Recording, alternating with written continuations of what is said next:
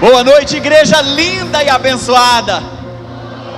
Que a graça e a paz do nosso Senhor e Salvador Jesus Cristo possa superabundar nos vossos corações, amém? Quero convidar você a tomar o seu assento, por gentileza. E eu quero, é claro, trazer para vocês no final desse culto, vou apresentar para vocês a nossa nova série de mensagem que eu escrevi, terminei de escrever os tópicos e todos os detalhezinhos dela hoje. Vai ser uma série incrível. Vou apresentar essa série no final do culto para você, mas hoje eu quero trazer, embasado na palavra de Deus, compartilhar com você acerca de algumas situações que nós temos como desafio nas nossas vidas pessoais. Quem nunca passou por uma crise? Quem nunca enfrentou uma dificuldade na sua vida? Quem nunca se deparou com situações que parecia simplesmente ser impossível ou improvável de que essa jornada, que essa trajetória pudesse ser modificada? Quem sabe você esteja vivendo neste momento. Quem sabe você esteja exatamente nesse momento, passando por uma situação onde você depende de um milagre. E ao olharmos para a palavra de Deus, eu quero compartilhar com você com base nesse tema. Creia no milagre para se livrar da crise. Creia no milagre para se livrar da crise.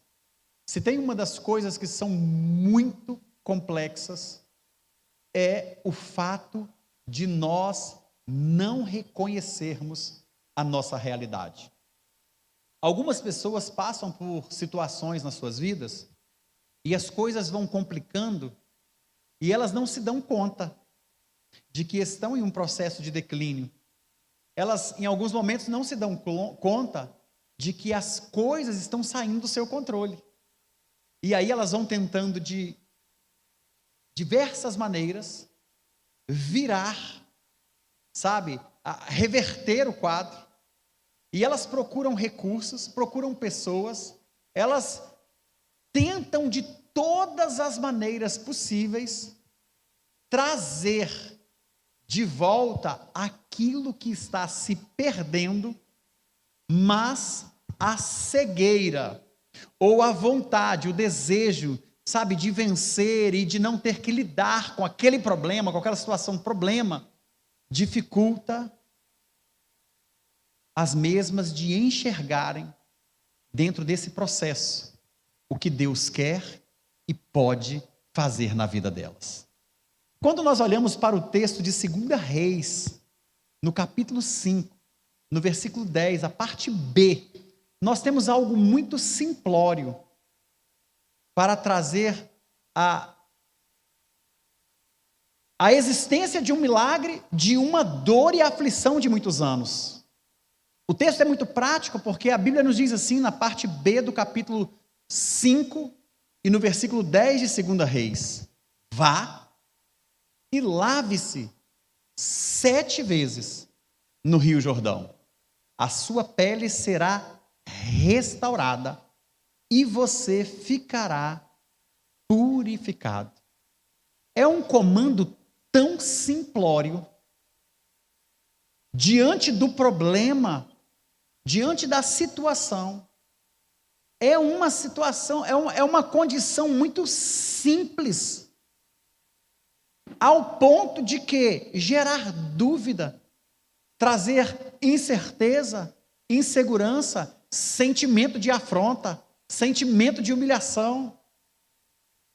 Às vezes o nosso posicionamento, a estrutura com a qual nós estamos acostumados a lidar com ela, a forma em que nós somos reconhecidos pelas pessoas, quer seja na igreja, quer seja na sua vida profissional, dependendo da posição em que nós estamos, dependendo da forma em que nós estamos posicionados socialmente, se nós não soubermos lidar com essas questões, nós vamos incorrer em um erro que ele é terrível, que é a altivez do nosso coração, é a soberba, é permitir que os nossos títulos, que os nossos cargos, que as nossas posições, que a situação na qual nós nos encontramos venha sucumbir ou quem sabe trazer um impedimento para a existência de um milagre. E quando nós olhamos para essa realidade aqui, nós precisamos pensar sobre a realidade da nossa vida. Eu e você, nós vamos passar dentro desse ciclo que nós chamamos de vida, que começa no nosso nascimento e finda na morte. A isso nós chamamos de vida. Nós vamos passar por situações variadas. A sua estrutura familiar não é a mesma estrutura familiar minha. A forma como você foi concebido não é a mesma maneira em que eu fui concebido. A história da sua família não é a mesma história da minha família. Todo o cenário em que você está sujeito a ele desde a sua existência até o presente momento é muito peculiar, é muito distinto, é muito específico. Agora nós temos um mau hábito de comparar as nossas histórias e de sonharmos com as histórias dos outros. Nós atribuímos a uma vida de sucesso, a uma pessoa que é bem-sucedida financeiramente, a uma pessoa que possui muitos bens, a uma pessoa que ela esteja rodeada, sabe, pela mídia, pelos repórteres, estão nas revistas, quem sabe na Fortune, na Veja, e em tantas outras. Talvez aparece como um CEO nas 500 melhores empresas, quem sabe na Você S.A., quem sabe ao olhar a realidade da vida traçada por um filtro no Instagram, faz com que você possa desejar algo que nem é real. Quantas pessoas têm milhares de seguidores, porém não estão direcionando ninguém para o lugar certo? Quantos de nós não conseguimos ter a compreensão do nosso propósito de vida? E pode ter certeza, os altos e baixos fazem parte da nossa jornada. Sermos forjados através da realidade da nossa família é parte do processo. E uma coisa eu e você nós temos em comum: não importa como a nossa história começou, não importa qual é o cenário, não importa qual é o contexto, não importa. Deus tem um propósito para o fim de todos nós. E isso não depende de absolutamente nenhuma circunstância ou situação deste mundo. E neste propósito, Deus nos quer de volta. Ele quer nos resgatar. Ele quer nos trazer para si. Mas nós somos livres para tomarmos essa decisão. E quando nós olhamos para essa realidade, nós vamos nos deparar com uma humanidade que ela vive as suas maiores frustrações, porque quando chega no ambiente de fé, elas também desejam ou gostaria que no ambiente de fé as coisas fossem tão práticas quanto fazer um pedido num fast food, uma comida pronta. As pessoas chegam no ambiente da igreja, no reino espiritual, e elas pensam que é simplesmente pedir pelo número, uma comida de alta produção, algo que é comum a todos, e que está ali pronto, é só pagar e pegar. Só que elas passam por um processo de frustração terrível. Por quê? Porque no reino espiritual, as coisas têm princípios e têm processos. E para alguns, as coisas acontecem muito rápido, e para outros demoram um pouquinho mais. Uns estão prontos rapidamente, outros precisam de um tempo maior. Quem nunca ouviu falar daquela história, daquela irmã, ou daquele irmão, ou daquele pai, ou daquela mãe, que ora há tantos anos para que o seu filho, a sua família, o seu esposo, a sua esposa, possa ter um encontro com Jesus, possam se converter? Quem nunca ouviu falar da história de tantas outras pessoas que outrora caminharam conosco e hoje estão andando em outros lugares? Quando nós começamos a nos deparar com essa realidade, a gente precisa entender como é que funciona o reino espiritual.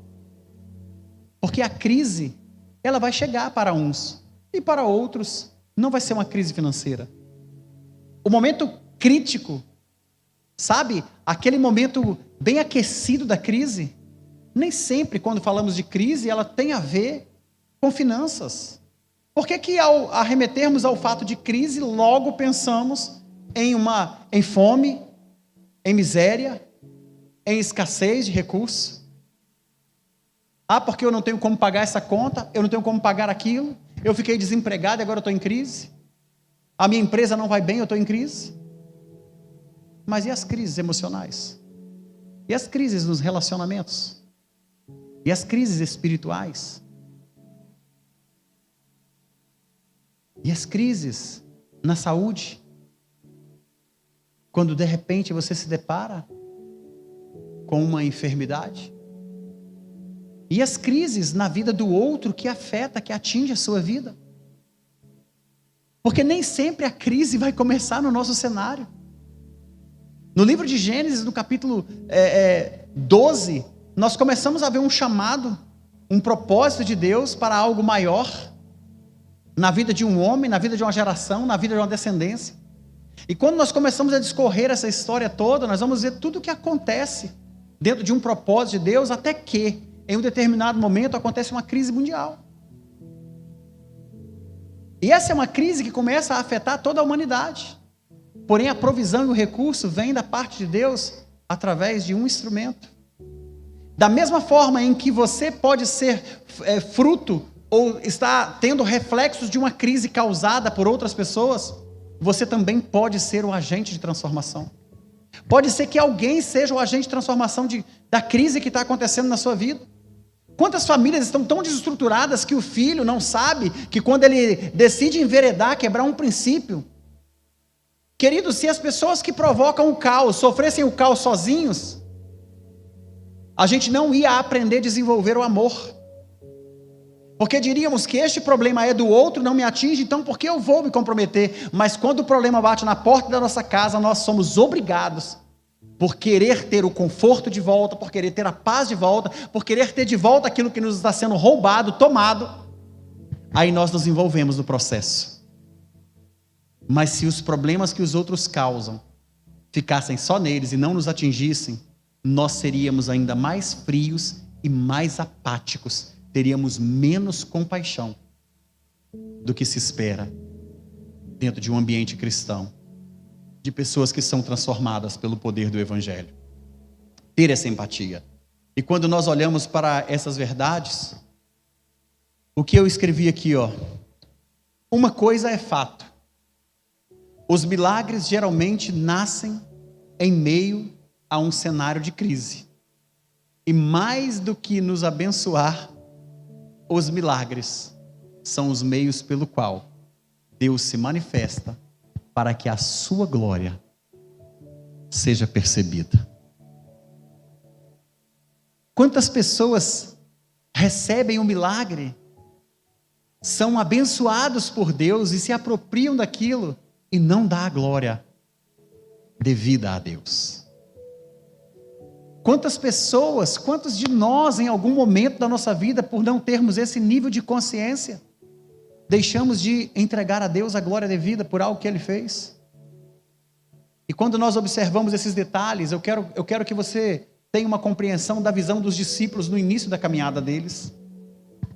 No Evangelho de João, no capítulo 9, a partir do versículo 1 até o versículo 3, vai dizer assim, que ao passar Jesus, ele viu um cego de nascença.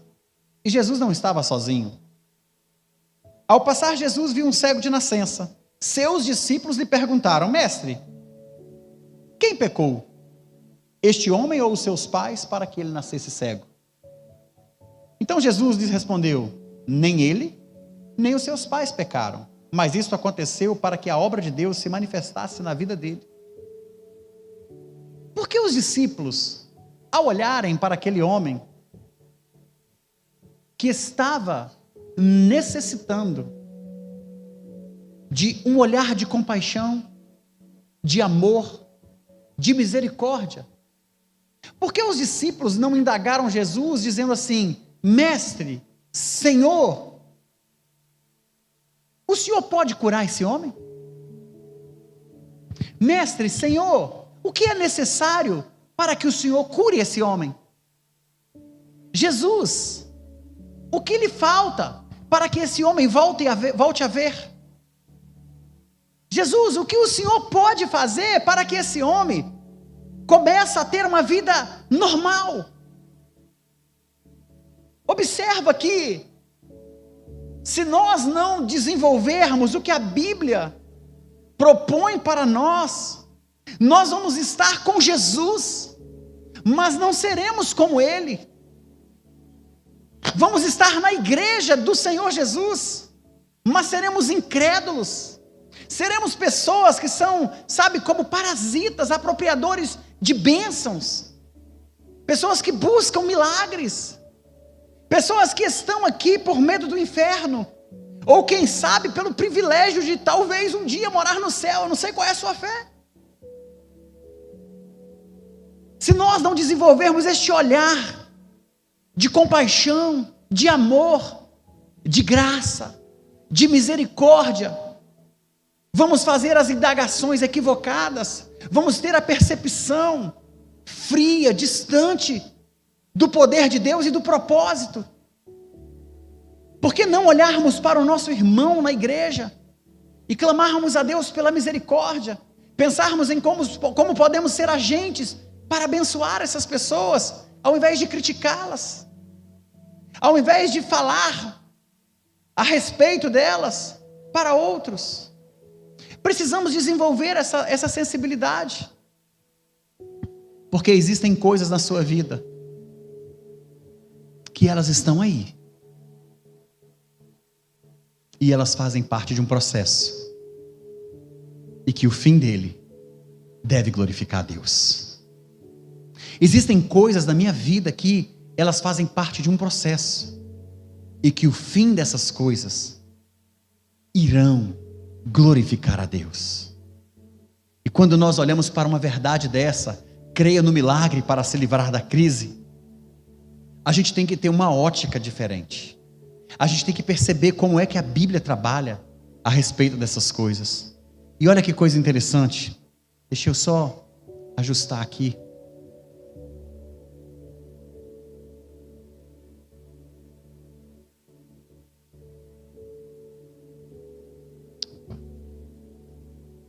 Pronto. Independente do nosso cenário, deixa eu diminuir aqui que vai ficar mais fácil para eu usar esse texto. Pronto. Independente do nosso cenário, precisamos fazer a nossa parte, pois somente assim seremos capazes de reconhecer as nossas debilidades, a nossa dependência da provisão de Deus. Um outro fator importante é que devemos participar ativamente do processo do milagre. E aí eu quero trazer à sua consciência alguns aspectos fundamentais. Se você já viveu a evidência de um pequeno milagre, é para que isso gerasse no seu coração a certeza de que coisas maiores estão por vir. Entenda isso. Só que às vezes nós nos esquecemos do que Deus já fez. A nossa mente é tomada pela dúvida, pela incerteza, pela dor, pelo medo de fracassar e por tantas outras coisas, e que nós somos dominados completamente pela crise e pelo resultado que ela pode nos proporcionar. Mas eu quero mostrar algo para você.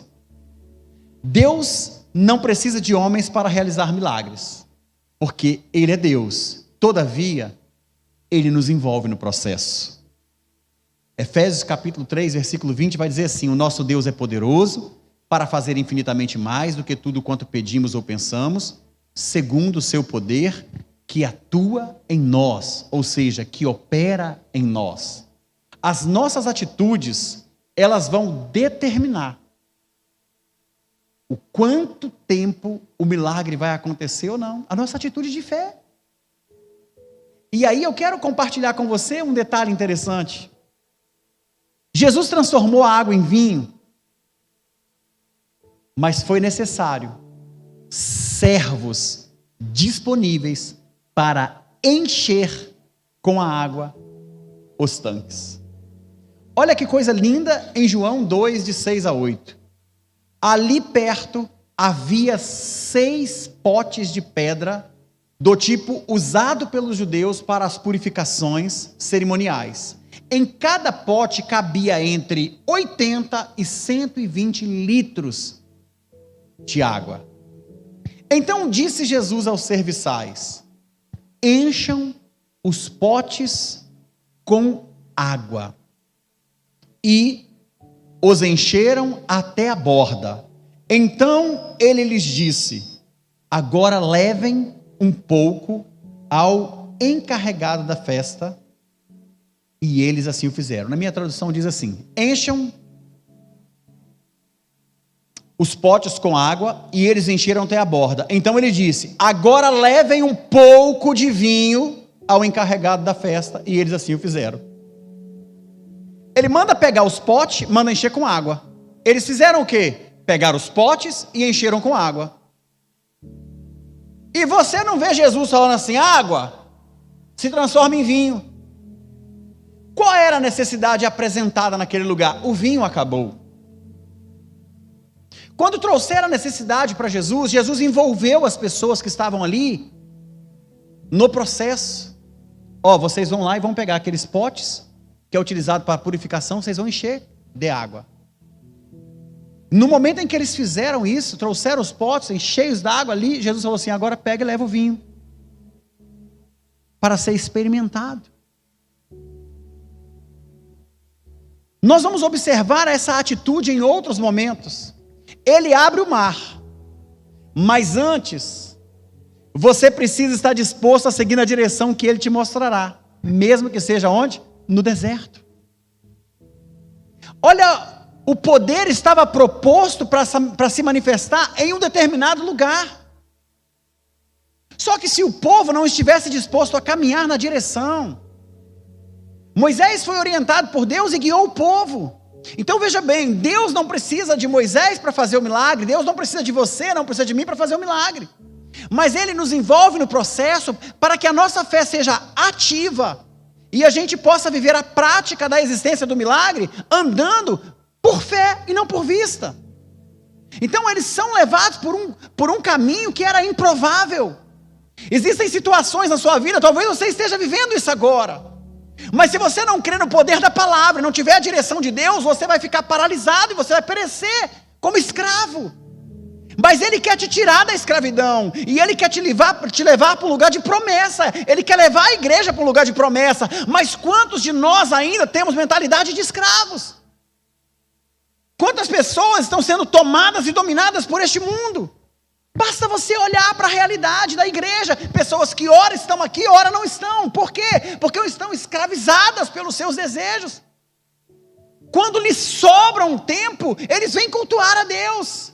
Quando não tem, algo mais importante para fazer. Essa é a realidade da sociedade aonde está se desenvolvendo, no meio de um movimento que se chama cristão, e que isso não é a igreja.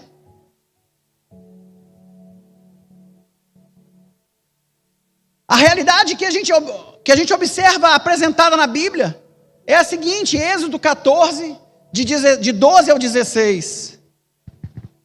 Olha a reclamação do povo. Moisés, já não tínhamos lhe dito lá no Egito: deixe-nos em paz, seremos escravos dos egípcios, antes sermos escravos do que morrermos no deserto. Mentalidade escrava, uma visão deficitária, pessoas acostumadas a viver pelo que vê e não por aquilo que precisa ser trazido à existência, numa experiência de um reino espiritual. Eles entendiam, eles estavam tão acostumados com isso, queridos. A igreja está repleta de pessoas que perambulam por um deserto árido, porque não tem fé ativa e prática. Pessoas que só precisam da oportunidade para se entregar e voltar para os seus velhos prazeres, para a realidade do mundo que lhe domina. Pessoas que ainda não tiveram, a sua mente liberta. continuam agindo, pensando e vivendo como escravos. São dominados por esse mundo, pelos prazeres desse mundo, envolvidos pela secularidade. Moisés respondeu ao povo: não tenham medo, fiquem firmes e vejam o livramento que o Senhor lhes trará hoje, porque vocês nunca mais verão os egípcios que hoje vocês veem. Moisés entendia, na cabeça de Moisés, aquele desespero, aquela vontade de ser escravo e voltar à estaca zero, era por medo, era pelo fato do que estava por vir. Mas você e eu vamos contemplar isso, observando o discorrer dessa narrativa bíblica, que eles mesmo atravessando o Mar Vermelho, lá na frente o comportamento deles continua sendo de mentalidade escrava, ao ponto de que aquela geração precisou perecer no deserto e nascer uma geração livre. E é o que nós temos visto nos dias de hoje. Pessoas com mentalidade escrava. Pessoas acostumadas a ser escória, a ser objeto, a ter uma falsa sensação de liberdade e a viver um cristianismo que não tem nada a ver com o que a palavra nos diz. Então, quando se depara com essa situação, Moisés pensa que o povo tem medo. E ele fala: fica tranquilo, porque Deus vai livrar vocês. Entenda uma coisa: a minha fé não é suficiente para mudar a estrutura da vida de quem escuta, mas não quer praticar a palavra. Não adianta. Eu creio no poder dessa palavra e é por isso que eu a prego. É por isso que eu vivo de acordo com ela. Mas a minha fé, ela não é suficiente para transformar a vida de quem é ouvinte, mas não é praticante da palavra. Porque essa tem que ser uma decisão e uma escolha sua. Deus pode mudar a sua história. Deus quer mudar a sua história. Deus vai mudar a história de quem crê. Mas você precisa, andar na direção dessa palavra. E aí o que acontece aqui? O Senhor lutará por vocês. Então somente acalmem-se. Tinha um alvoroço total. Moisés sendo pressionado.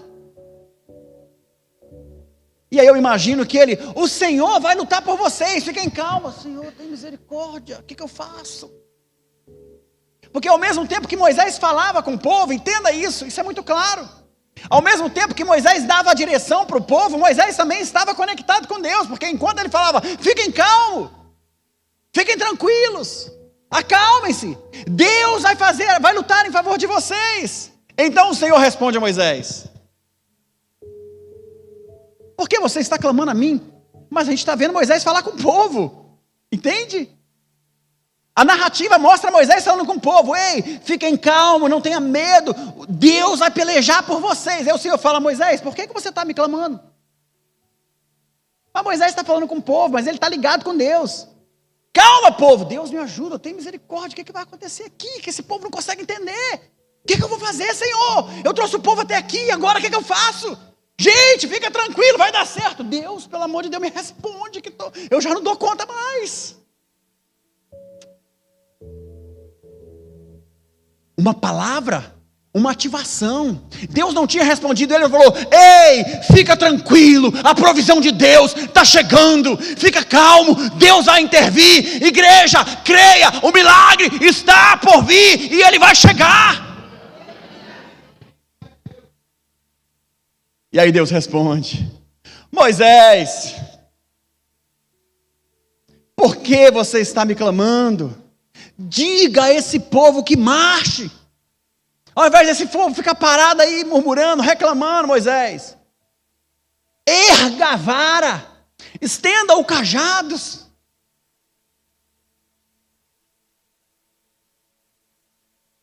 Pega o cajado que está na sua mão, estende sobre o mar, e as águas se dividirão, para que os israelitas atravessem o mar em terra seca.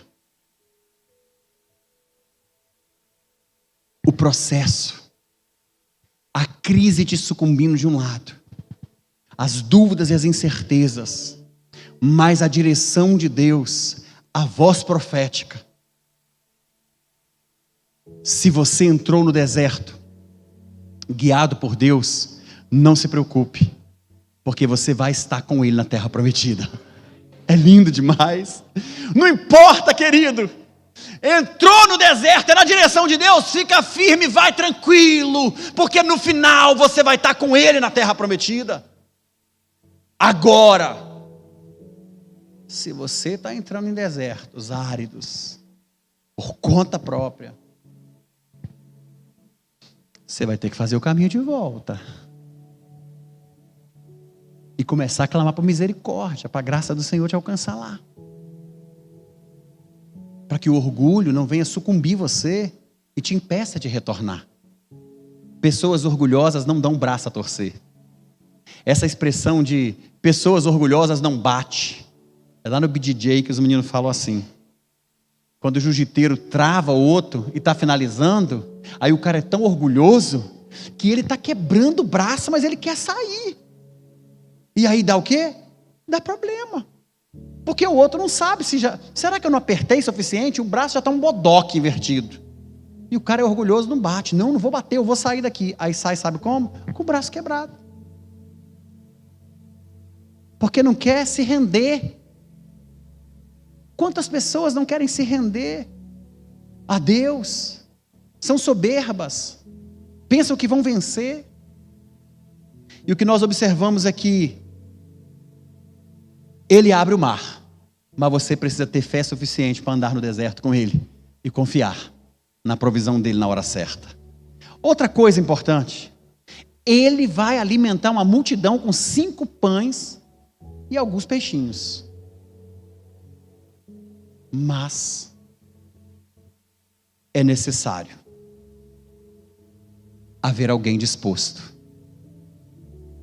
a abrir mão do seu recurso para que os outros sejam abençoados.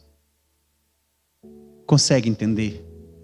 Um menino que não era egoísta, um menino que saiu de casa com recurso para si, mas vendo a necessidade da multidão, pegou o que era insuficiente aos olhos humanos e disse: eu tenho isso, será que ajuda? O que você tem nas mãos? Porque às vezes, queridos, eu quero dar esse exemplo para vocês muito prático. Eu me lembro de uma certa feita na minha vida em que eu passei uma dificuldade financeira bem arrojada. E aquilo era um momento de fé. E aquela experiência para mim foi suficiente para que eu pudesse continuar seguindo na minha caminhada cristã e me mantendo fiel a Deus em tudo. Eu aprendi sobre dízimo em 1997. Logo que eu me converti. Eu não entendia o que era isso. Eu não sabia como funcionava. Eu não sabia o poder de uma semente de amor que nós chamamos de oferta. Eu não entendia isso. Mas quando eu aprendi, eu decidi e falei: tudo que eu tenho e sou provém de Deus. Eu sempre vou honrar a Deus com as minhas finanças. E sabe o que é interessante? Houve momentos na minha vida em que eu poderia ter feito como muitas pessoas fazem. Mas se eu devolver o dízimo, eu não pago a água. Se eu devolver o dízimo, eu não pago a luz. Se eu devolver o dízimo, eu não compro arroz. Eu não compro remédio para o meu filho. Se eu devolver o dízimo, eu não posso isso, aquilo, outro. Deixa eu te explicar. Você está nessa dúvida, é porque você não tem uma fé ativa e prática e não é um bom administrador dos seus recursos. Porque educação financeira é ensinado. E pode ter certeza, no Brasil principalmente, 88% das pessoas estão com a sua gestão financeira comprometida porque não poupa, não sabe como investir e tem dívidas em seu nome. 88%, apenas 12% da população tem aplicações, tem investimentos e não estão devendo mundos e fundos para cartões, para financiamento de veículos, de imóveis e tantas outras coisas. Com compras de celular, compra de relógio, compra de roupa, compra de comida. Queridos, eu aprendi uma coisa: se eu chegar no supermercado e eu não conseguir pagar a minha comida, já está tudo bagunçado. Você chegar no supermercado e comprar R$900 para sua casa, passar o cartão e falar, divide em 5. Lascou. Porque hoje você dividiu em 5, no mês que vem você vai dividir em 5 de novo, no outro mês você vai dividir em 5, no outro você vai dividir em 5. Vai chegar uma hora que você não vai ter o quê? Crédito. Tá tudo bem, se você sabe fazer gestão de milhas do seu cartão, e aí você passa no cartão para pontuar, mas você já tem o dinheiro garantido para pagar sua comida, tá tudo bem. Porque isso é uma gestão de processo. Mas entenda uma coisa. Eu aprendi a viver na provisão de Deus. O recurso que eu tenho é mais do que suficiente para eu ter a minha fé ativa. E aí, queridos, desde 1997, quando eu me converti, até os dias de hoje, eu nunca deixei de devolver o meu dízimo e de ser um ofertante na obra de Deus, porque eu sei que Deus me dá tudo que eu tenho. E através da minha vida, eu sou um agente para que os milagres aconteçam. Quando a gente vê o milagre de chegarmos aqui, igual agora, nós vamos investir na igreja, estamos fazendo um monte de obra aí. Aí você fala, aconteceu um milagre, não tínhamos e aconteceu. Por quê? Porque pessoas igual a mim, igual a você, se moveram pela fé e foram lá e fizeram acontecer. E aí o recurso chegou. Aquele menino tinha o que era necessário, é só você observar. Está aqui, ó, João 6, versículo 9. Está aqui um menino com 5 pães de cevada e 2 peixes. Mas o que é isso para tanta gente? Queridos, entenda uma coisa. Quando você fala assim, só para você, eu quero que você aprenda essa máxima. Você vai deixar de devolver o seu dízimo para tentar pagar algo que você está devendo. Entenda, se o seu dízimo for suficiente para pagar toda a sua dívida, viu que você não tem dívida? Mas o problema é que com o seu dízimo você não paga toda a sua dívida, e muito pelo contrário, você fica com uma outra agora no reino espiritual. Consegue entender? Porque não administrou. Eu devo 10 mil, o meu dízimo é 100, e aí chegou a hora de eu devolver o meu dízimo, eu falo, não vou devolver o dízimo, porque eu estou devendo 10 mil, eu estou gerando uma outra dívida agora no reino espiritual, porque eu não tenho fé prática. Mas isso é uma conversa para uma outra oportunidade. Aprender a administrar as finanças é outro departamento. O que eu quero te mostrar é que esse menino entregou o que tinha. E ainda que um discípulo de Jesus falou assim, mas o que é isso? A resposta de Jesus foi muito simples. Manda todo mundo sentar. E aquilo foi suficiente para alimentar a multidão e ainda sobrou 12 cestos. É porque nós temos que aprender a viver por fé e não por vista.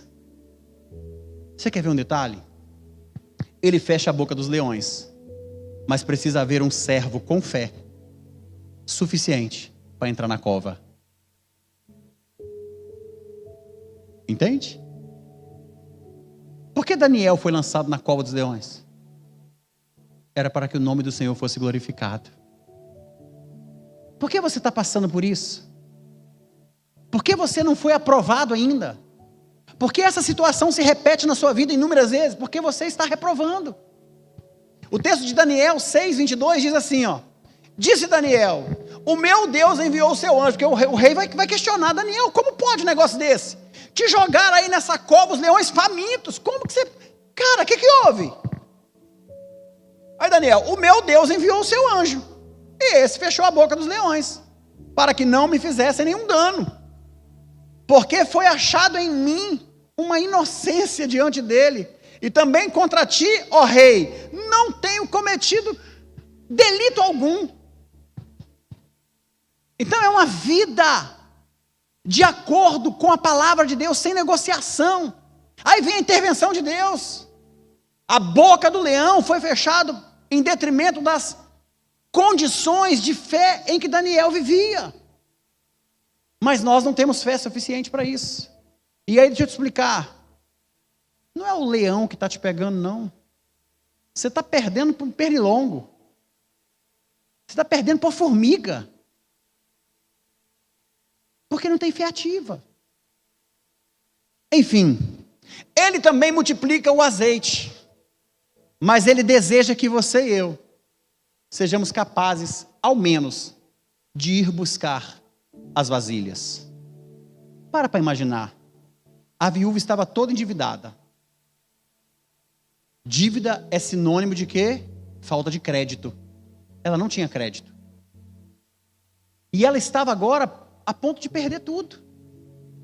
O profeta chega na casa dela e ela conta a história. Quando ela conta a história, o profeta fala: ó, fica tranquila, porque Deus vai fazer um milagre aqui. Agora faz o seguinte, deixa eu ler o texto para você. 2 Reis 4:3. Então disse ele: vai e pede para ti vasos emprestados a todos os teus vizinhos, vasos vazios e não poucos. Ela estava como? Sem crédito, devendo. E o profeta fala: a provisão virá, mas você vai sair da sua casa e você vai agora na vizinhança fazer o quê? Pedir emprestado. Quem empresta para quem não tem crédito?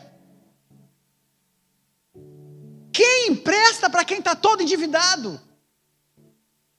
Para imaginar. Na ótica humana, não é isso? Aquela ali está toda endividada. Os caras vieram agora para poder levar tudo que ela tem, levar os filhos, levar tudo. Ela veio pedir vasilha, o que ela está querendo? Ela vai negociar com as minhas vasilhas. Ela vai pegar os vasos que eu tenho e vai tentar pagar a dívida com vaso, não vou emprestar. Aquela mulher não tinha dinheiro e ela estava quebrada financeiramente, em detrimento da situação do que ocorre com seu esposo, com a sua jornada anterior, mas aquela mulher era honesta. Porque quando ela vai nos seus vizinhos, ela fala: eu preciso de vasilhas. Tem um profeta lá na minha casa, ele mandou eu pegar vasilhas para ele encher de azeite. As pessoas olharam para ela e falaram: leva, leva, leva. E ele falou: você não vai pedir para um vizinho não, você vai buscar muitas. Ela não tinha idoneidade com um vizinho não. Na vizinhança dela inteira, ela tinha um nome que era respeitoso. Porque ela foi de porta em porta: estou toda endividada, mas eu preciso de uma vasilha, você me empresta? Empresto. Foi na outra casa: eu preciso de uma vasilha, você me empresta? Empresto. Eu preciso de uma vasilha, você me empresta? Empresto. Eu preciso de uma vasilha, você me empresta? Empresto. E quando ela trouxe as vasilhas para sua casa, o milagre aconteceu. Consegue entender que Deus não precisa de nós para fazer o milagre, mas Ele nos envolve no processo, e Ele nos sujeita, Ele nos coloca, vai nos submeter a algumas situações, algumas circunstâncias que parecem loucura. Mas para que você possa viver o milagre no meio da crise, você precisa crer em Deus, precisa crer na sua palavra, precisa viver a prática dessa palavra. Outro detalhe: Ele ressuscita o morto, mas Ele usa os homens para remover a pedra. Eu estou mostrando para você esferas onde o milagre aconteceu, mas que houve a atitude, a intervenção humana por meio de um comando que Deus nos dá. Talvez você ainda não está vivendo a evidência de um milagre na sua vida, porque os comandos que Deus está dando para você, você acha que é pesado demais, você acha que é loucura, você não consegue se mover nessa direção, você não consegue ficar quieto quando é para ficar quieto, e você anda, vai para outro lugar, você não consegue ir para outro lugar, quando Ele fala se move, aí você fica paralisado. O que eu quero te mostrar dentro da palavra são as intervenções. Evangelho de João, capítulo 11, versículo 39 a 40. Então ordenou Jesus: tirai a pedra. Disse-lhe Marta, a irmã do morto. A Bíblia é muito clara. Jesus falou: tira a pedra. O que ela queria? Quando Marta encontra com Jesus, ela fala: se o Senhor estivesse aqui, meu irmão não teria morrido. Marta, relaxa, seu irmão só dorme, Deus vai ser glorificado daqui a pouco. Ah, Senhor, eu sei que na ressurreição dos mortos, Marta, eu sou a ressurreição e a vida. Quem crê em mim, ainda que morra, viverá. São as evidências de um milagre no meio de um ambiente caótico. Você quer crise pior de que ter alguém que você ama morto, sepultado há 3, 4 dias? Jesus anda na direção do problema, sendo indagado, questionado, até por quem precisa ver o milagre. E Ele fala: olha, tirai a pedra. E disse Marta, irmã do morto: Senhor, já cheira mal, porque já é de 4 dias. Respondeu Jesus: não te disse eu que se você crer, você verá a glória de Deus? Creia na existência do milagre, para que você possa eliminar a crise, se livrar dela. É necessário fé, irmãos. quer ver uma outra coisa? Ele quebra as correntes, mas precisamos ter fé suficiente para louvarmos no meio das nossas prisões, das nossas dores, ainda que tenhamos sido açoitados, afrontados, humilhados, mas a nossa mentalidade tem que ser de livres para sermos capazes de levantar, antes de tudo, um louvor de adoração e gratidão ao nosso Deus. Não adianta você ficar, estou preso, fui açoitado, Deus não faz nada.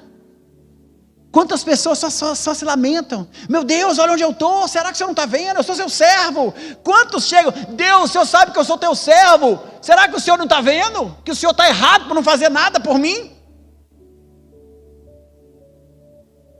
Ele quebra as correntes, Ele rompe os grilhões, mas você tem que ter uma fé suficiente para no meio da crise, no meio da dor, no meio da angústia, ser capaz de louvá-lo. Atos capítulo 16, versículo 25 ao 26, por volta da meia-noite, se eu tivesse tomado 39 menos uma chibatada, se eu ia estar meia-noite com ânimo para adorar. Entende? Tendo essa experiência de fé, para nós, ouvindo essa história, gente, isso aqui é prático para ativar a nossa fé. Paulo não tinha ninguém contando essa história, não. Era a história dele. Entenda uma coisa, não espere alguém contar a sua história, viva a sua história, glorifique a Deus por meio da sua vida, porque é aí que o milagre vai te visitar. E o texto fala que por volta da meia-noite, Paulo e Silas estavam orando e cantando hinos a Deus. Os outros presos os ouviram. E não era assim lá não, vamos ficar aqui. Glória, glória, aleluia. Não. Eles estavam, cantando. Imagina, tu que vai diante de mim, endireitando os caminhos tortos. Tu que quebras as portas de bronze e despedaça os ferrolhos de ferro. Eles estavam cantando, adorando. E aí o que acontece, queridos? De repente, houve um terremoto tão violento que os alicerces da prisão foram abalados. Imediatamente todas as portas se abriram e as correntes de todos se soltaram. Quando existe um ambiente de fé real, autêntico, genuíno, por meio de um povo que se chama Deus pelo seu nome, todo o ambiente é afetado pela presença do milagre e da glória de Deus. Todo. Vai acontecer na sua casa, vai acontecer na sua família, vai acontecer no seu trabalho, vai acontecer onde você está, vai acontecer onde você ainda não chegou, porque são as evidências de um milagre, de um povo que clama, de um povo que adora, de um povo que crê, de um povo que vive em meio à crise, adorando, louvando, enaltecendo o nome daquele que é poderoso para fazer infinitamente mais do que tudo quanto pedimos ou pensando, segundo o seu poder que opera por meio de nós.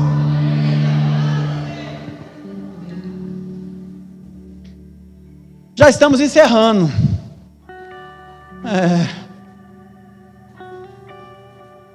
Ele traz a existência do peixe, mas nós precisamos crer e obedecer na sua palavra e lançar a rede no lugar improvável.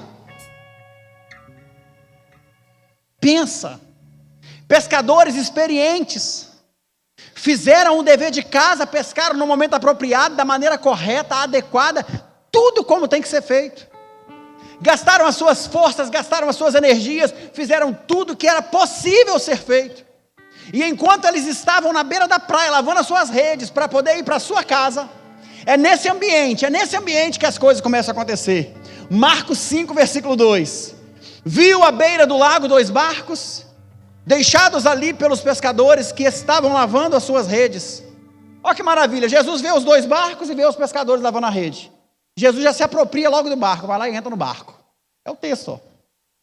Entrou num dos barcos que pertencia a Simão, e lhe pediu que se afastasse um pouco da praia. Imagina, Simão lavando a rede, Jesus entra no barco dele e fala: ei, vamos embora afastar aqui, traz essas redes aí, afasta aqui um pouquinho da praia. Olha que coisa linda. Então sentou-se e do barco ensinava o povo. Tendo acabado de falar, disse a Simão, se apropriou do barco, usou o barco para um fim, ensinou o evangelho, cuidou da multidão. Simão continuou lá lavando a redinha dele lá, né? Foi lavando a rede, porque afastou o barco, veio para cá, entrou no barco, sentou ali, e Jesus está ali ensinando, e Simão ali só observando. E é aí, queridos, que muitos de nós não conseguimos entender. Se o que você tem, se o que você é, está disponível para o reino espiritual, não se preocupe, porque a provisão do céu virá na direção da sua vida. Simão pegou o seu barquinho, seu instrumento de trabalho, afastou, deixou Jesus usar o seu barco para um fim específico.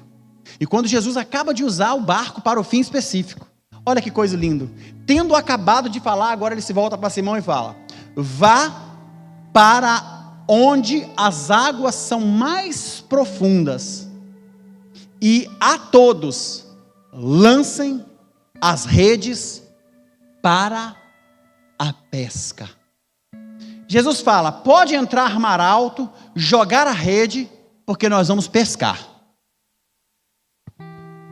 Simão respondeu.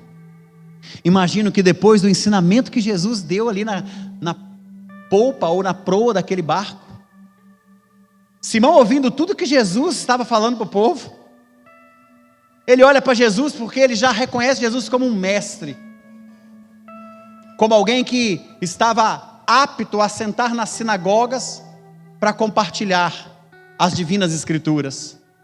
E aí ele simplesmente fala: mestre, esforçamo-nos a noite inteira e não pegamos nada, mas porque és tu que está dizendo isto, eu vou lançar as redes.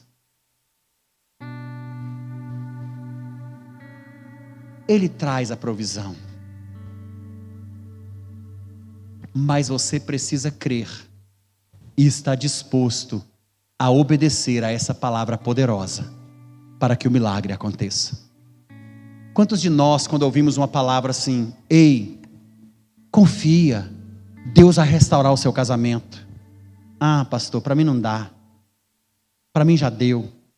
Ei, confia, Deus vai fazer você prosperar na sua empresa, Deus vai te honrar no seu trabalho, Deus vai te dar graça para você vencer no ministério, Deus vai te fazer prosperar nesse empreendimento, Deus está cuidando de você, a cura vai chegar.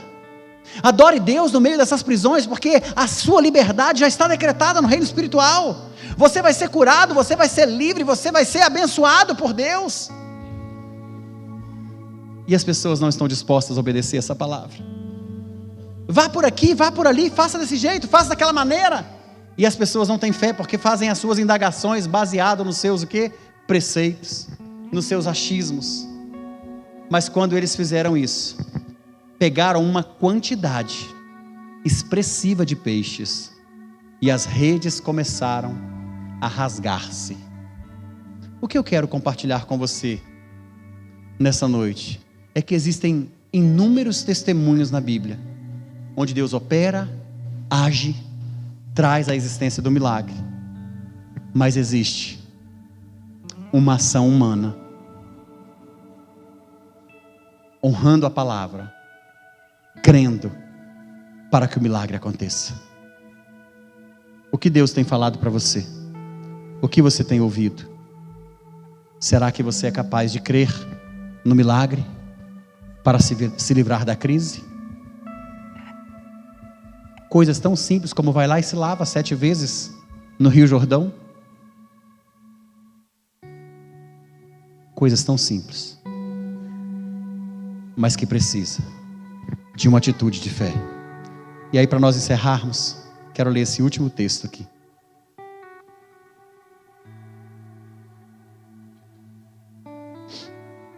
Só abrir aqui um texto. Primeira carta que o apóstolo Paulo escreve aos Coríntios, no capítulo 1, a partir do versículo 25. Porque a loucura de Deus é mais sábia do que a sabedoria humana, e a fraqueza de Deus é mais forte do que a força humana. Irmãos, pensem no que vocês eram quando foram chamados. Poucos eram sábios segundo os padrões humanos, poucos eram poderosos, poucos eram de nobre nascimento, mas Deus escolheu as coisas loucas do mundo para envergonhar os sábios, e escolheu as coisas fracas do mundo para envergonhar as fortes.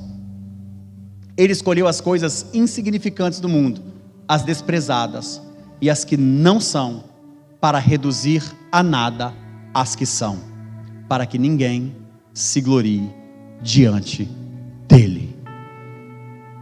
Não é sobre você, não é sobre mim, mas é sobre o que ele faz na sua vida, na minha vida, na nossa vida, por meio de uma atitude de fé.